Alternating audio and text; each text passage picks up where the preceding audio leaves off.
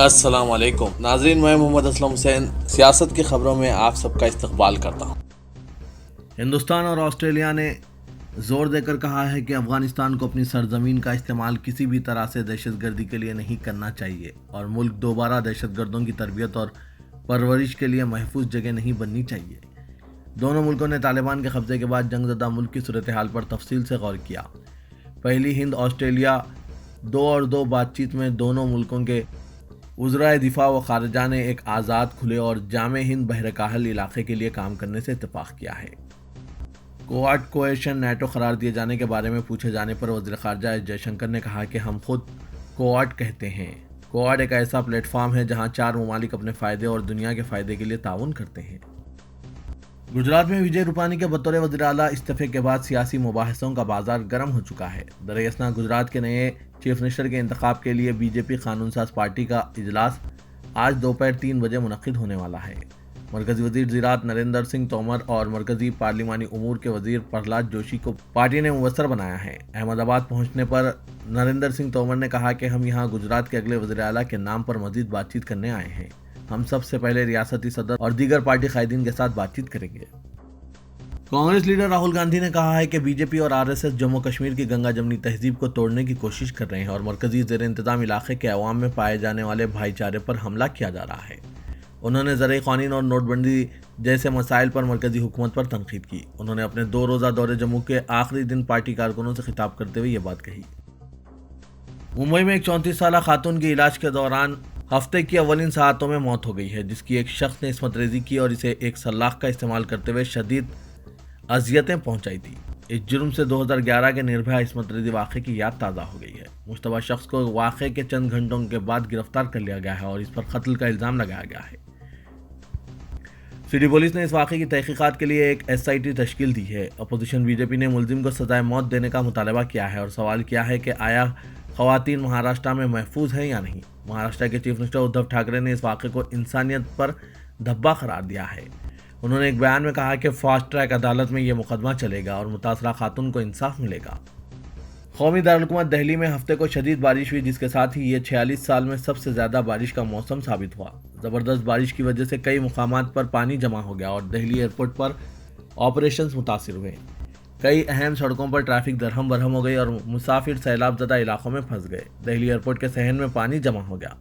بتایا گیا کہ 3 پروازیں منسوخ کی گئی اور 5 فلائٹ جے پور اور احمد آباد کی طرف موڑ دی گئی۔ سوشل میڈیا پر دہلی ایئرپورٹ کے مختلف ویڈیوز سامنے آئے ہیں جن میں دیکھا گیا کہ ایئرپورٹ کا علاقہ زیر آب آ گیا ہے۔ دارالحکومت میں وقفے سے بارش کا سلسلہ جاری ہے، جس کی وجہ سے این سی آر سمیت شہر کے کئی حصوں میں پانی جمع ہو گیا ہے۔ ہریانہ حکومت نے کسانوں اور پولیس کے درمیان گزشتہ ماہ کی جھڑپوں کی عدالتی تحقیقات کا حکم دیا ہے اور اس آئی اے ایس آفیسر کو رخصت پر بھیج دیا ہے جو اپنے ریمارکس کی وجہ سے تنازع کا مرکز بنا ہوا ہے۔ کرشنا جنماشٹمی کیس میں مدعین نے ہندو مذہب کی بعض علامتوں کا ایک ویڈیو داخل کیا اور الزام عائد کیا کہ ان چیزوں کو ایک مسجد سے ہٹایا گیا یا انہیں بدنما کیا گیا۔ مسجد کے بارے میں درخواست گزاروں نے دعویٰ کیا ہے کہ اس کی تعمیر لارڈ کرشنا کی جنم بھومی پر کی گئی ہے۔ درخواست گزاروں کی طرف سے ایڈوکیٹ مہندر پرتاپ سنگھ اور دیگر 4 افراد نے متھرا کی کاکرا کیشو دیو مندر کے 13.37 رقبے پر مشتمل احاطے سے 17ویں صدی کی شاہی عیدگاہ مسجد کو ہٹانے کی اپیل کی ہے۔ درخواست گزاروں نے کہا کہ سول جج سینئر ڈویژن کی عدالت میں ایک ویڈیو داخل کیا گیا ہے جس میں شیش ناگ کی علامت، کنول کا پھول اور ایک کونچ دکھائے گئے ہیں۔ انہوں نے الزام عائد کیا کہ ان چیزوں کو یا تو ہٹایا گیا یا بدنما کیا گیا۔ طالبان کے ترجمان سہیل شاہین نے کابینہ کی تقریب حلف برداری منسوخ کرنے کا اعلان کرتے ہوئے کہا کہ 11 ستمبر کو طالبان کی عبوری کابینہ کی حلف برداری کی تقریب اب پلان کا حصہ نہیں ہے۔ ساتھ ہی افغان طالبان نے اشارہ دیا ہے کہ افغانستان کی عبوری حکومت میں غیر طالبان اراکین کو بھی شامل کیے جانے کا امکان ہے۔ جیو نیوز کے مطابق انہوں نے کہا کہ پہلے پروگرام میں تھا کہ ہم حلف برداری کی تقریب رکھیں گے، اس کے لیے ضروری تھا کہ دوسرے ممالک سے وفد مدعو کیے جائیں، جبکہ پروٹوکول کے انتظامات اور عوام کے لیے سروسز کی ضرورت تھی۔ انہوں نے کہا کہ لیڈرشپ نے فیصلہ کیا ہے کہ فوری طور پر وزراء کا اعلان کیا جائے کیونکہ عبوری کابینہ کا اعلان ہو چکا، لہٰذا اب تقریب منسوخ ہو چکی ہے۔ واضح ہے کہ اس سے قبل طالبان نے 11 ستمبر کو امریکہ پر ہوئے حملوں کے 20 سال مکمل ہونے پر حلف برداری تقریب کا اعلان کیا تھا۔ قبل ازیں روس نے طالبان کی عبوری حکومت کی تقریب حلف برداری میں شرکت نہ کرنے کا اعلان کیا تھا۔ सैकड़ों बाहिजाब अफगान ख्वातीन ने आज काबुल में मार्च किया। वो तालिबान के सियाह और सफ़ेद परचम थामी हुई थी और सख्त गैर इस्लाम पसंद ग्रुप के लिए अपनी तायद का इजहार कर रही थी। इनको तस्वीर में प्रिंटेड बैनर थामे हुए देखा गया और राइफलों व मशीन गनों से लैस तालिबान सिपाही इनकी हिफाजत कर रहे थे। आज का मुजाहरा जारी हफ्ते के अवाइल के दौरान काबुल और अफगानिस्तान के दूसरे शहरों में कई मुजाहरों के बाद किया गया। मुजाहिरीन इस बात पर जोर दे रहे हैं कि ख्वातीन को हुकूमत में शामिल किया जाए और तालीम व रोजगार में इन्हें इनका हक दिया जाए। 9/11 इंक्वायरी कमीशन के सरबराह टॉम स्कैन ने कहा कि अमेरिका में पेश आए वाक़यात में सऊदी अरब के मुलविस होने का सबूत नहीं मिला है। उन्होंने कहा कि तैयारों के हमले को रोका जा सकता था। ख्याल रहे कि सऊदी हुकूमत ने अमेरिका के 11 सितंबर के दहशतगर्द हमलों से मुतालिक खुफिया दस्तावेजात मंजर-ए-आम पर लाने के फैसले का खैर मकदम किया है। सऊदी अरब ने कहा कि इसने 11 सितंबर के मामले पर हमेशा शफाफियत पर जोर दिया है। तौक़े है कि खुफिया दस्तावेजात सामने आने से सऊदी अरब के खिलाफ बेबुनियाद इल्ज़ामात हमेशा के लिए ख़त्म हो जाएंगे। ख्याल रहे कि अमेरिकी सदर जो बाइडन ने हाल ही में 11 सितंबर 2001 को वर्ल्ड ट्रेड सेंटर पर हमलों से मुतालिक खुफिया दस्तावेजात जारी करने का हुक्म दिया है। तेलंगाना के वज़ीर आला के चंद्रशेखर राव ने मरकजी वज़ीर शहरी हवाबाजी ज्योतिरादित्य सिंधिया को शमशाबाद इंटरनेशनल एयरपोर्ट की तोसी के अलावा रियासत में 6 नए एयरपोर्ट्स के क़याम में ताउन करने की अपील की। तेलंगाना हुकूमत की जानिब से मुकम्मल ताउन व इश्तराक फराहम करने का तयक़ुन दिया। वज़ीर शहरी हवाबाजी ने आज प्रगति भवन पहुंचकर चीफ मिनिस्टर तेलंगाना के चंद्रशेखर राव से खैर सगाली मुलाकात की और चीफ मिनिस्टर के साथ लंच किया। चीफ मिनिस्टर ने ज्योतिरादित्य सिंधिया को बताया कि तेलंगाना मुआशी तरक्की मरकज़ के तर्ज पर तरक्की कर रहा है। शहर हैदराबाद इंटरनेशनल सिटी के तर्ज पर फ़रोग़ पा रहा है। बैरूनी ममालिक से हवाई मुसाफिरीन की हैदराबाद आमद में बहुत इजाफा हुआ है, लिहाजा इंटरनेशनल एयरपोर्ट को तरक्की और तोसी देने की ज़रूरत है। इस मामले में तेलंगाना हुकूमत मुकम्मल ताउन करेगी। ज्योतिरादित्य सिंधिया ने इस मामले में हमदर्दाना गौर करने का तयक़ुन दिया है। चीफ मिनिस्टर ने कहा कि Hyderabad business hub, IT hub, health hub, tourism hub की तर्ज पर तरक्की हासिल कर रहा है। शहर हैदराबाद तेज़ी से तोसी हो रहा है। मुल्क के मुख्तलिफ शहरों के अलावा इंटरनेशनल शहरों से मुसाफिरीन शहर पहुंच रहे हैं।